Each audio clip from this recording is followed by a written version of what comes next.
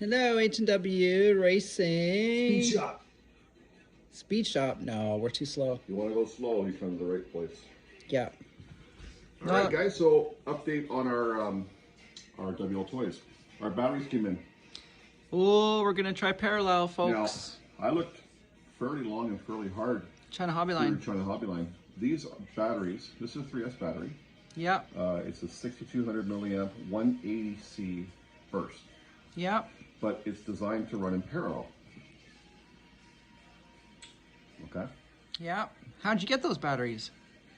Well, it's one story, but so I found them. I looked I saw what everyone else is running, and they're good batteries. But we want to go parallel eventually, and I thought, let's look for something designed for that. So this is what I found. They weren't very expensive. Doesn't matter the price. But so eventually we'll have carbon side trays, and we will go parallel. You got to put your own connectors on. Yep. But what did we have to do to get them? So living in Canada, this is a good story for you guys. Living in Canada, the Canadian warehouse for China Hobby Line is always sold out. So I had to get them from the US warehouse, but they would not ship them here. Yeah. So they went to my friend who lives in the States, and then he shipped them here. And then we paid, on top of buying them, we paid $60 in duty. So anyway, that's our little gripe for that. But that's it. They're really good. If you go online, you guys can look that China Hobby Line made these to run. They're actually called parallel. Yeah, yeah. So I'm hoping for good things, but let's go straight first. And then I thought I would just say what we do for the cars, any car. We ran the big cars. This one unfortunately went into the ditch, so I completely rebuilt it. But besides that, pretending not, normally, this car has the battery in it, like it's ready to run. I've done my alignment, and I found that even though, and this is new for us this year, and it's working so far, that we don't use droop screws to adjust the ride height of the car. We've lowered the car internally with spacers. Not fuel tubing, but actual, plastic spacers that are exactly the same size. But droop, and I see a lot of guys with the Wltoys and the Rolaros. Mike yesterday, I think, was talking 106 to get the high-speed wobble. I don't know if this is a help or not for that. I don't know what your gyro settings were at, but this is something that we learned this year to adjust your front droop. I do the rear droop too. So what I've done here is this car, I thought it was done, but it's not done. So I'm gonna try and show you. So I have the car with the battery in it, ready to run. I bring it to the edge of the table. I just take whatever I got, a big screwdriver. Try to raise the front of the car evenly. Now let's do this together, see if I can. It might take more than one time to lift the car evenly. Okay, so right there, that right tire is off the ground and the left one is just a hair behind it. Yep, I can see that. So I have the wrench fine. installed. I will give this a turn to tighten. When you tighten the drip screw on an arm, it pushes the arm down. So let's try it again. Close. That's really close. Maybe just a hair more. So when it lifts, it's fairly even. Let me try a little more. There you go. So when you lift the car up, it's even. Now, this high-speed wiggle that people are getting, I haven't experienced it yet because we haven't gone fast. But that could be part of it because, as the car goes down the road, bumps in the road and so forth and so on, if this tire is up and this tire is down, well, it's going to go a different direction. Maybe it's doing this down the road. So that's one thing. Also, I'm going to show you guys. This car, the front wheels are on the ground still. I'm pushing down as hard as I can. The front wheels are on the ground still. Okay, so that's maximum preload in the back. I can't get it to lift up in the front. Yeah. But my front preload was approximately 3 to 4 turns tighter than it is now. So I'm imagining the car is going, this car's been 104, so let's say 104, and now I'm braking, right? It's going to be enough resistance to keep it off the ground. If it's not, we'll add 1 turn. But I had it too tight. So what happened is it hit the manhole cover and it bounced just a little bit. And then of course I was on the full throttle and it did a wheelie. Into the water. Yeah, so on the Wltoys, I think with the plastic arms, there's a hole, but no droop screw. With the metal ones or aluminum ones, I had to thread it. I have a tap here, and I put the bolt in. Now, in a plastic one, when you put the bolt in, it's tight because you're putting it into plastic. On the aluminum ones, I used Teflon tape because I found thread locker was enough because it's so sloppy in there it'll just vibrate out. So maybe setting the front droop would help this high-speed wobble that a lot of the fast guys are having. I don't know, just a suggestion. We're just trying to help out.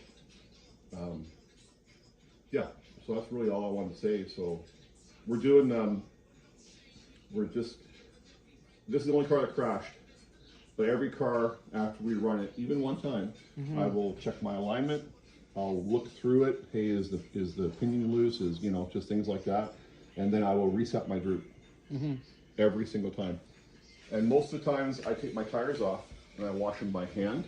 So I'm looking at the glue and so forth and so on. I know it sounds silly, obvious stuff, but if it helps somebody out there who's, maybe that's part of the reason you guys are having the high-speed wobble. Maybe you haven't set your droop. And believe me, we were not doing this until this year. So we got some good advice from RC Speedrunner. RC Speedrunner. And we were gonna keep it, our secret.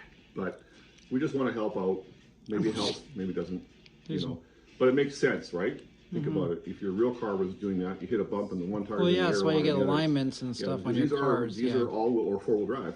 If they're a two-wheel drive, well, different world. But yeah, so try that. Set your droop. Make sure the tires come up together or as close as together as possible. And we've noticed a big change. Our buddy Jeff that runs with us, he just went 143. Same setup. I built this car, but it's the same setup that I have in my car. And that thing was just arrow straight. It did bottom out the body under braking, because we had it set for 130. But he's on the other side. He missed the manholes too, right? Yes, but what I mean is so as you go faster, there's more G-forces. So when you brake, yeah, it's going slam into the ground. Yeah. So we just added 2 turns of preload in his car, and it shouldn't be a problem anymore.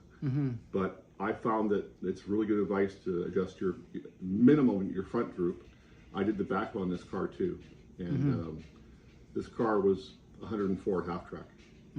So, but if that helps, maybe that'll help the issue that people are having with the high-speed wobble and things. I don't know. Just trying to help out. If anybody out there gets any advice and it works for them, great.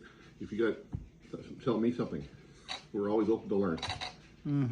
So, but yeah, so that's the good news. Our batteries came.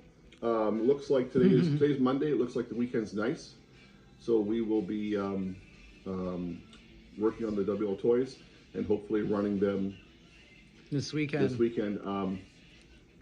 Every road's different too. I was thinking about this too at work today. Every road's different.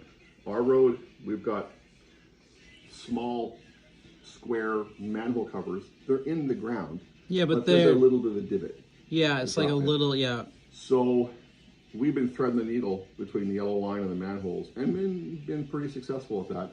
But on the other side of the road, you can miss them completely. So we're going to have to change the way we run and go on the other side of the road. Also, for the Wltoys, we're not running even anywhere near there. We're going to run from the manhole covers to, say, the finish line, which is got to be at least 1,500 feet. Because the little cars, well, look at my Grom. The little cars do not do bumps. Rocks, reflectors, as we've seen on videos. Yeah. So I know, man, I don't know how hard it is in the States. I see a lot of roads on the videos. I'm thinking, wow, I wish I had that road. We look all the time, but it's very, very bad in Canada. So anyway, it all matters. Droop, suspension, alignment, preload, potholes, manholes, reflectors, squirrels. Squirrels. It all matters. So just trying to help out, guys. And we are, like I say, it's Monday. It's supposed to be nice Friday, Saturday, Sunday. We will be running these cars. I'm hoping we're anxious. We watch the videos every night from everybody. It's great, fun to watch, but we just want to get in there you know, and compete. So, all right.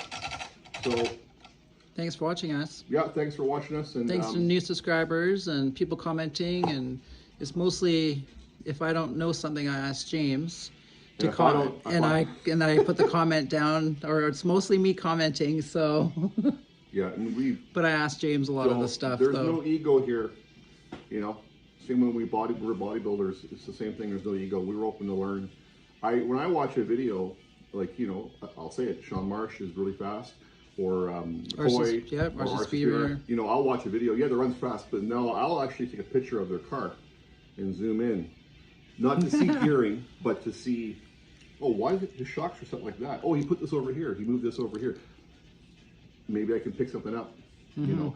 And like, I mean, we're good friends, RC Speeder and us, but I've never, and I would never ask him, hey, what gear should I run? Yeah. Never disrespectful. I'll say to him, here's what I'm thinking. And he might say, that's crazy. Don't do that. Or because I respect people's hard work. And there's people asking McCoy what gears he's running. Crazy, I would never do that. You know, we're going to pay your dues. We've paid a lot of dues. We've crashed a lot of cars, and it took us a year to go 100. We're still... We're not fast at all. No. I mean, no offense. You know, we're very happy. Jeff won 143, which is a new PB for everybody. But relatively, it's not, you know, we can go a lot faster. We can learn a lot more. So we're just not going long enough. That's what it is. Yeah. But we're always trying, always trying. I cut my wing today too, by the way. Oh yeah, we cut the wing on the Typhon here. Yeah, stretched. I had an XL1 wing. It's okay, but I took the brand new TLR wing. I just cut everything out of it. It's kind of a mini bat wing. And by the way, because I had a real arrow, you notice the difference with the bat wings. Any arrow like that, but this car does not need any big downforce, you know. So, anyway. Okay. Hopefully it helps somebody out. Another long video. Yep. Okay, bye. Thanks.